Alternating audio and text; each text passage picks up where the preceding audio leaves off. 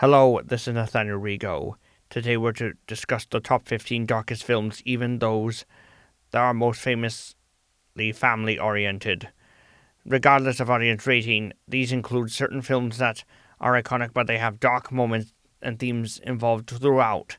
With this being said, here are the top 15 darkest films. Number 15, Les Miserables 2012. Based on the titular Victor Hugo novel and the long-running Broadway musical of the same name, Les Miserables is set during the heightened peak of the French Revolution, at which point in time, fugitive Jean Valjean, Hugh Jackman, has defied parole by fleeing to a distant town and becoming its mayor, yet he soon breaks his silence when he adopts the daughter of a dying woman named Fantine, Anne Hathaway, who's known as Cosette, while still on the lam from his determined pursuer, Javert, Russell Crowe.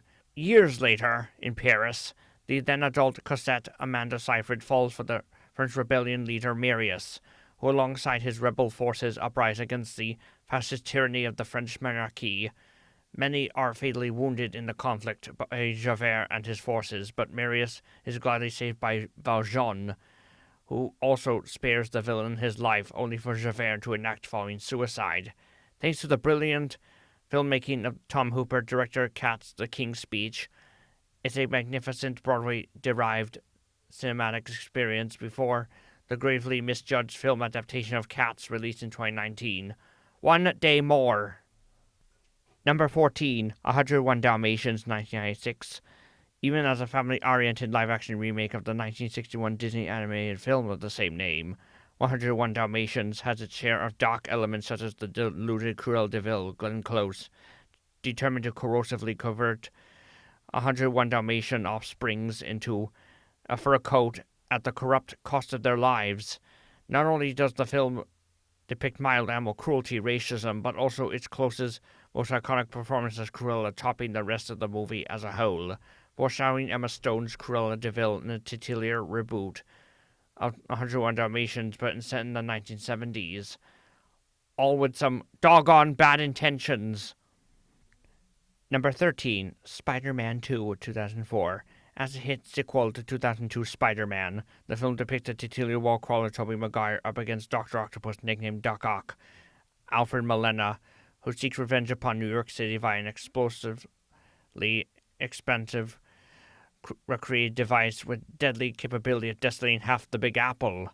So it's not Spider-Man's temporary loss of spider powers that's the darkest issue, but the threat of Dr. Octopus following an experimental demo gone horribly awry, at the cost of his wife, Rose, Donna Murphy, and his complete sanity, not to mention the hard ER atrocities in which his four metallic arms begin to take lives of their own while controlling corrupting the good doctor amid the earlier destruction of his inhibition chip used to regulate them. It what makes Dr. Octopus the all-time supervillain be, armed and dangerous. Number 12, The Hobbit, Desolation of Smaug, 2013.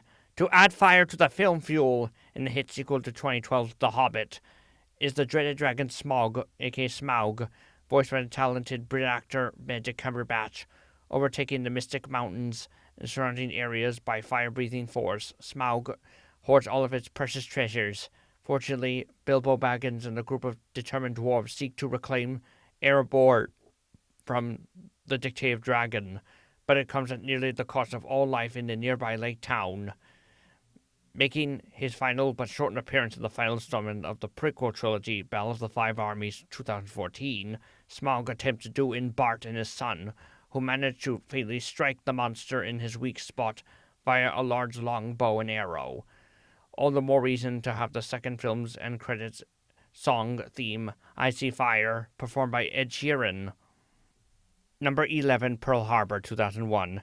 During the Second World War, also known as the Great War II and World War II, in the early 1940s, America, two men, one of whom is played by Ben Affleck, fight over a female military official, but they put aside their differences when the treasonal Japanese air raid ambushes and desecrates the titular naval base in Hawaii, directed by both M. Night S. and Michael Bay. The film more focuses on the vast acts of national treason wrought upon by Japan via its imperialist savagery upon Pearl Harbor on December 7, 1941. It's what's drawn America right into the Second World War to begin with. Number 10, Lincoln 2012. Portrayed by Daniel Day-Lewis, the titular 16th President of the United States in Civil War era America does everything in his power to abolish black slavery, supported by Tommy Lee Jones and others. Lincoln ultimately prevails in the end, only to be fatally shot to death by the murderous John Wilkes Booth off screen at Ford's Theater in D.C. Even at the climax of the Civil War, Lincoln's murder assassination is what really puts the dock nail in Lincoln's coffin of cinema, for sure. Still, it's one of the highest hit at the box office in 2012, thanks to the genius filmmaking of Steven Spielberg. Number 9, Contagion 2011, foreshadowing the 3-year global CV crisis resulting from the dreaded COVID-19 strain 2020 to 2022, is the realist disaster thriller Contagion, with an all-star cast including Matt Damon, Jude Law, Bryan Cranston, Marion C. and Lawrence Fishburne, and with the addition of fictionalized science accurately depicted ideologies. The film portrays the world in the midst of a global outbreak of the deadly MEV virus inspired by the real-life Nipah virus. Not only are the international death rates by MEV the main threat in the film, but it also depicts the conspiracies, accuracies, and unproven yet opinions about the viral strain in question. Fortunately, in the end, the virus is negated by the fruitful global vaccine distribution, restoring normality to the world as we know it. It also happened fruitfully with COVID-19 in real life. Number 8, The Lion King, 1994 and 2019. In both the 1994 Disney animated film and the titular 2019 live-action remake, a young Simba goes into self-imposed deportation when his evil uncle Scar, alongside his hyena allies, usurp and end his royal father Mufasa for the infamous taking. Years later, Simba returns to avenge his late father by purging the Pride Lands of Scar's Marxist totalitarianism. The film's ironically inspired by the William Shakespeare story play Hamlet. It's most of all Scar's sociopathy and tyrannical lifestyle methods that set the dark tone of the film, i.e. Mufasa's traumatic death in both film versions, Scar's ideological appropriation in the 1939 Nazi Empire March, in which he sees himself as a godly, omniscient warlord tyrant, much like Adolf in reality. Be prepared! Number 7, Pocahontas. Despite being historically inaccurate around the namesake Native American woman in real life, while the film shows vast potential, it also depicts racial warfare between the Powhatan tribes and the colonizing Brit settlers, led by the greedy, xenophobic, racist Governor Radcliffe. Even though it's a musical family film for all ages, it portrays Radcliffe and his forces from England determined to colonize colonial Virginia at the cost of all human life from there, particularly its Native American inhabitants. Between the plot and the upbeat yet controversially backlash songs. Number 6, Playmobil. The film's better than the titular toy line it's been first adapted from for most of its family fantastic songs, CG animated live-action representations, even though it's a mild ripoff of the two Disney animated films, Lilo and Stitch and Finding Nemo. They have one dark theme in common, of course. The two siblings who have indirectly lost their parents to a horrid car accident, Marla and Charlie Brenner, Anna Taylor-Joy, Ryan Hill, Gabriel Bateman. And that car accident their parents have been off screen. 4 years later, the overprotective Marla, alongside Charlie, find themselves in the CG animated toy world of Playmobil, where she, alongside a handsome agent, a fairy, and a food truck driver, Daniel Radcliffe, Meghan Trainor, etc., have to rescue Charlie from an insaniac known as Emperor Maximus. So much world out there! Number 5, Batman, aka Matt Reeves' The Batman, 2022. Robert Pattinson debuts as the heroic vigilante Batman, who secretly is wealthy man, Bruce Wayne, taking on a sociopathic serial killer known as the Riddler.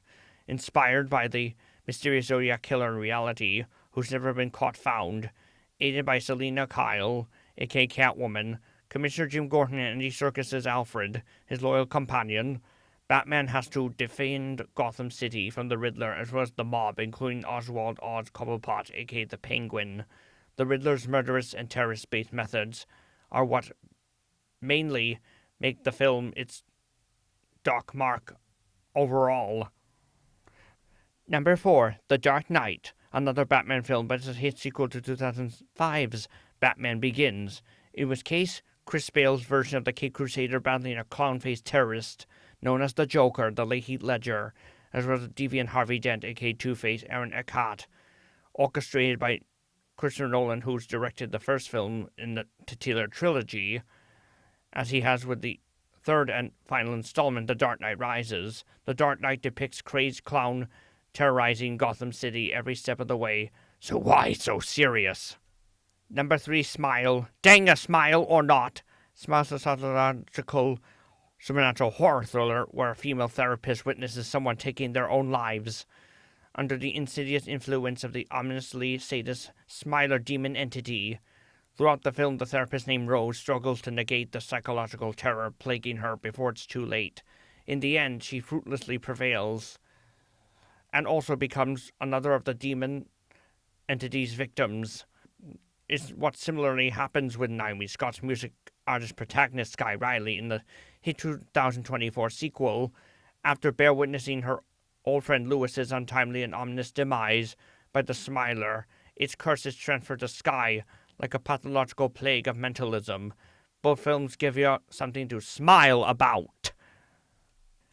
Number 2, World War Z. Amid a global zombie outbreak decimating cities and governments worldwide, former United Nations affiliate Jerry Lane Brad Pitt scours the globe to negate the undead strain to prevent mankind's ultimate extinction.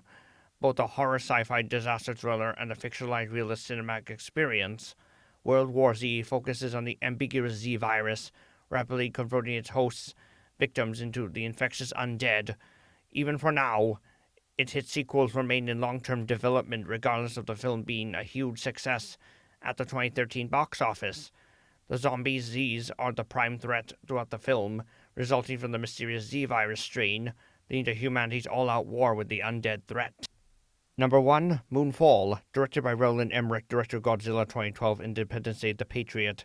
This action-packed sci-fi disaster thriller focuses on two astronauts and a conspiracy theorist attempting to save both mankind and the moon when the lunar sphere of rock has somehow driven out of Earth's orbit, while threatening to collide with and decimate our world in the destructive process.